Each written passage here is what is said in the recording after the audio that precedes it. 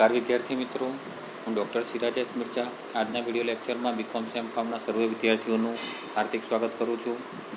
મિત્રો, આજે આપણે પ્રક્રિયા 1નો દાખલો જોઈશું, જે ચોપડીના પેજ નંબર 43 ઉપર આપેલું છે અને દાખલા નંબર 11. તો કોઈપણ દાખલો ગણતા પહેલાં દાખલાની રકમ વાંચી જવી ખૂબ જ અગત્યની છે, જેથી આપણને ખબર પડે કે આપણે તે ગણતરી કરવાની છે. તો આપણે દાખલાની રકમ વાંચી ગયા છે. આપણે દાખલો ગણવા તરફ આગળ વધીએ છીએ.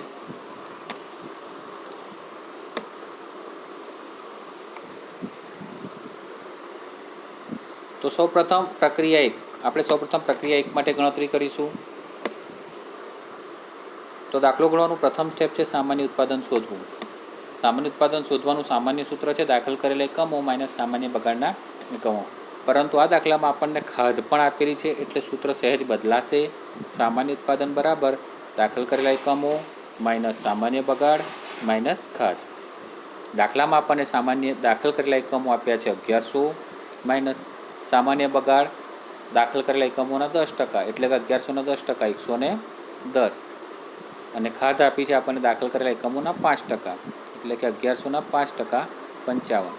આમ 1100માંથી 165 જશે, એટલે સામાન્ય ઉત્પાદન આવશે 935. સામાન્ય ઉત્પાદન શોધાઈ જાય એટલે આપણે નક્કી કરવાનું કે દાખલામાં અસામાન્ય બગાડ છે કે વધારો. તો આપણે સામાન્ય ઉત્પાદન અને ખરેખર ઉત્પાદનની સરખામણી કરી અને અસામાન્ય બગાડ છે કે અસામાન્ય વધારો છે તે આપણે શોધી શકીએ. તો જુઓ, દાખલામાં સામાન્ય ઉત્પાદન કેટલું શોધી લાયા આપણે 935, અને રકમમાં જુઓ ખરેખર ઉત્પાદન કેટલું આપ્યું છે 935, એટલે કે સામાન્ય ઉત્પાદન અને ખરેખર ઉત્પાદન સરખું છે, એટલે કે આ દાખલામાં અસામાન્ય બગાડ કે અસામાન્ય વધારો કંઈ પણ નથી. એટલે તરત જ આપણે શું બનાવી દઈશું? પ્રક્રિયા 1નું ખાતું. તો અહીંયા પ્રક્રિયા 1નું ખાતું વિગત એકમ રકમ ઉધાર અને જમા બાજુ. શરૂઆત આપણે ઉધાર બાજુથી કરીએ છીએ. તો જો સૌપ્રથમ વપરાયેલો માલ સામાન કેટલો આપ્યો છે? 1100 એકમો આપેલા છે, અને કિંમત કેટલી આપી છે? ટન દીઠ 180, એટલે પડતર થશે 1,98,000. ત્યાર પછી આપણને મજૂરી આપેલી છે 46,000, તો એ પણ આપણે ઉધાર બાજુ બતાવી દઈશું. અને ઉત્પાદન ખર્ચા આપ્યા છે 12,300, તે પણ આપણે ઉધાર બાજુ બતાવી દઈશું. ત્યાર પછી દાખલામાં ખાધ આપેલી છે, આપણે શોધી લાયા 55 એકમો, તો આપણે એકમોમાં લખીશું 55 અને રકમમાં લખીશું ડેશ, કારણ કે ખાધની કોઈ ઉપજ કે પડતર આપણને આપી નથી. ત્યાર પછી આપણને સામાન્ય બગાડ આપેલો છે દાખલામાં, જે આપણે શોધી લાયા છે 110. તો સામાન્ય બગાડ 110 ગુણ્યા એની ઉપજ છે બગાડની વેચાણ કિંમત ટન દીઠ 120 રૂપિયા, એટલે કે 110 ટન ગુણ્યા 120, એટલે 13,200. હવે પ્રક્રિયામાં કોઈ ગણતરી કરવાની બાકી રહેતી નથી, એટલે આપણે ઉધાર બાજુનો સરવાળો કરી દઈશું. 1100 એકમો અને રકમ લખીશું આપણે 2,56,300. આ સરવાળો આપણે જમા બાજુ લખી દઈશું. 1100 અને 2,56,300. જોઈશું જમા બાજુ તફાવત કેટલો આવે છે? તો 2,43,100 અને 935. એ ક્યાં લઈ જઈશું આપણે? તો કે પ્રક્રિયા 2 ખાતે લઈ જઈશું. આ સિવાય આ દાખલામાં આપણને પ્રક્રિયાની એકમ દીઠ પડતર માંગી છે.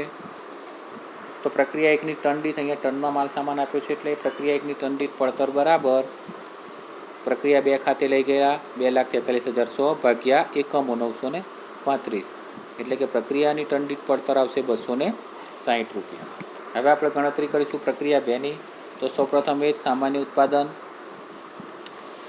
ઉત્પાદન બરાબર દાખલ કરેલા એકમો માઇનસ સામાન્ય બગાડ માઇનસ ખાધ.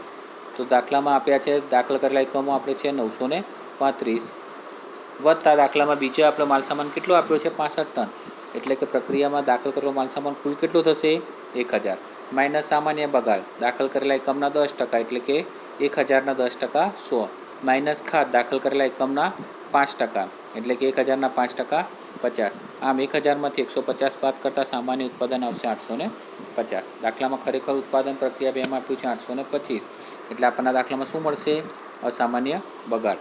અસામાન્ય બગાડ બરાબર સામાન્ય ઉત્પાદન 850 માઇનસ ખરેખર ઉત્પાદન 825, એટલે અસામાન્ય બગાડના એકમો આવી જશે 25. અસામાન્ય બગાડના એકમો શોધાઈ જાય એટલે તરત જ આપણે શું બનાવી દઈશું? પ્રક્રિયા 2નું ખાતું. પ્રક્રિયા 2નું ખાતું બનાવી દઈશું.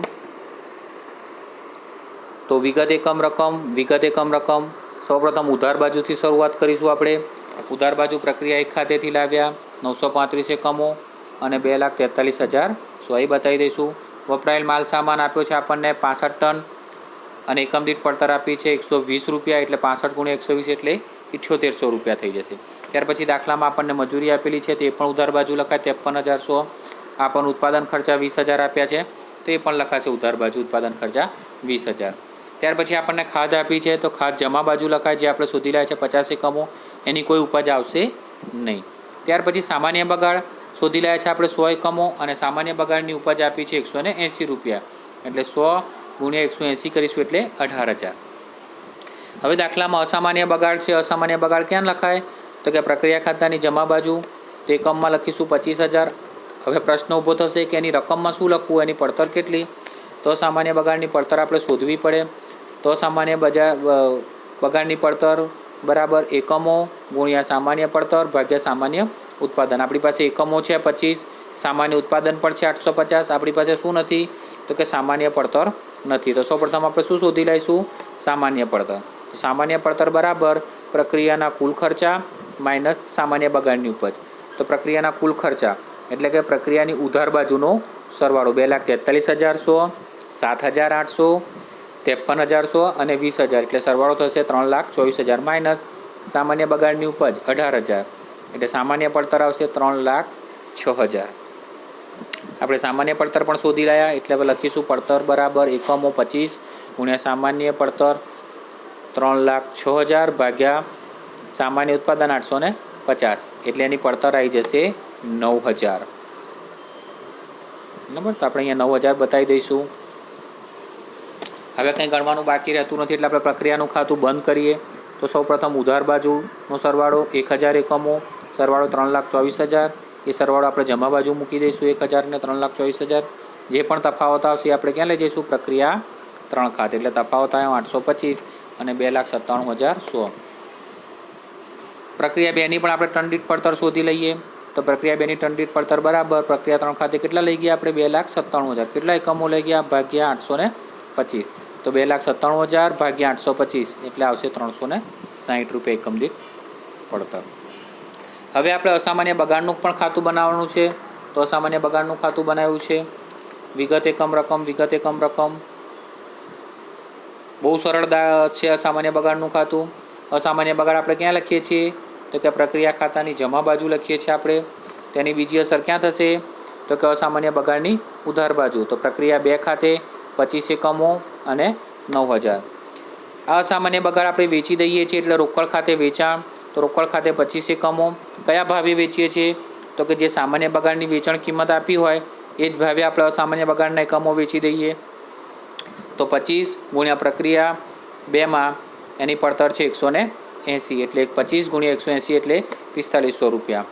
ખાતું બંધ કરી દઈએ. હવે જમા બાજુ એ તફાવત જમા બાજુ લઈ જઈએ 25 અને 45 9,000. તો અહીંયા જે તફાવત આવશે 4,500 એ લઈ જઈશું નફા નુકસાન ખાતે. ખોટ કહેવાશે આપણી.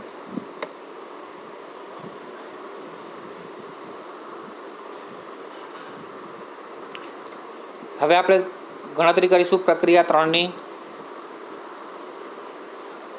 તો જોઈ લો પ્રક્રિયા 3ની ગણતરી. સૌપ્રથમ શું ગણતરી કરીશું આપણે તો કે સામાન્ય ઉત્પાદનની. સામાન્ય ઉત્પાદન બરાબર દાખલ કરેલા એકમો માઇનસ સામાન્ય બગાડ માઇનસ ખાધ. તો અહીંયા દાખલ કરેલા એકમો એટલે પ્રક્રિયા 2માંથી લાવ્યા 825 વત્તા નવા દાખલ કર્યા 75, એટલે ટોટલ કેટલા એકમો થઈ ગયા? 900 એકમો. માઇનસ સામાન્ય બગાડ 900ના 10% લેખે માઇનસ ખાધ 900ના 5% લેખે, એટલે સામાન્ય ઉત્પાદન આવશે 765 ટન. સામાન્ય ઉત્પાદન શોધી જાય એટલે આપણે નક્કી કરવાનું કે અસામાન્ય વધારો છે કે બગાડ. તો સામાન્ય ઉત્પાદન 765 છે અને પ્રક્રિયા 3માં ખરેખર ઉત્પાદન 780 છે, એટલે કે ખરેખર ઉત્પાદન વધુ છે એટલે આપણને અસામાન્ય વધારો મળશે.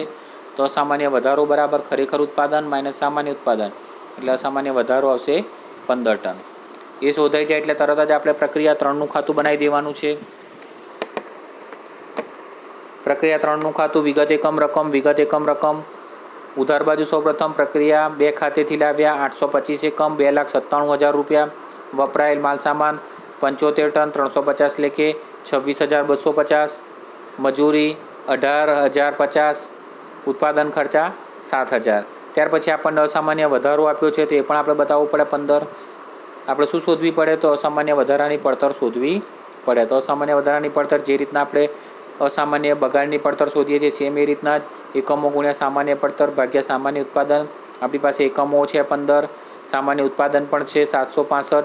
આપણી પાસે શું નથી તો કે સામાન્ય પડતર નથી, એટલે આપણે સામાન્ય પડતર શોધવી પડે. તો સામાન્ય પડતર બરાબર પ્રક્રિયાનો કુલ ખર્ચ માઇનસ સામાન્ય બગાડ, એટલે કુલ ખર્ચ છે આપણો 3,48,300 માઇનસ સામાન્ય બગાડની ઉપજ છે 27,000, એટલે સામાન્ય પડતર આવી જશે 3,21,300. તો એના આધારે આપણે અસામાન્ય વધારાની પડતર શોધી લાયા 6300, એટલે આપણે લખી દઈશું. હવે આપણને ખાધ આપી છે 4500 એકમો, તો આપણે લખી દઈશું 45, રકમમાં લખીશું ડેશ. સામાન્ય બગાડ આપણને 90 એકમો આપ્યા છે, એની પડતર છે 300 રૂપિયા, એટલે લખીશું 27,000. હવે ઉધાર બાજુનો સરવાળો કરી દઈશું, એ સરવાળો જમા બાજુ લઈ દઈશું અને જે તફાવત આવશે એ આપણે લઈ જઈશું તૈયાર માલ ખાતે લઈ ગયા. આપણને પ્રક્રિયા 3ની પણ ટન દીઠ પડતર કીધી છે, તો પ્રક્રિયા 3ની ટન દીઠ પડતર બરાબર તૈયાર માલ ખાતે લઈ ગયા 3,27,600 ભાગ્યા 780, એટલે ટન દીઠ પડતર આવશે 420 રૂપિયા. આપણને અસામાન્ય વધારાનું ખાતું પૂછ્યું છે, તો આપણે અસામાન્ય વધારાનું પણ ખાતું બનાવ્યું છે. અહીંયા અસામાન્ય વધારાનું ખાતું આપણે પ્રક્રિયામાં આપણે ઉધાર બાજુ લખીએ છીએ અસામાન્ય વધારો, તેની બીજી અસર આપવાની અસામાન્ય વધારાની જમા બાજુ. પ્રક્રિયા 3 ખાતે 15 એકમ અને 6300. આ સામાન્ય બગાડની ઓછી ઉપજ છે, કેટલી ઓછા ઉપજ્યા તો 15 એકમો છે અને એની ઉપજ કેટલી છે 300 રૂપિયા, એટલે 4500 ઓછા ઉપજ્યા છે, એટલે જે પણ તફાવત આવશે એ શું કહેવાશે 1800 રૂપિયા નફો કહેવાશે. તો મિત્રો આમ આપણે પ્રક્રિયાના ખાતા જોઈ ચૂક્યા છે, બહુ સરળ છે. થેન્ક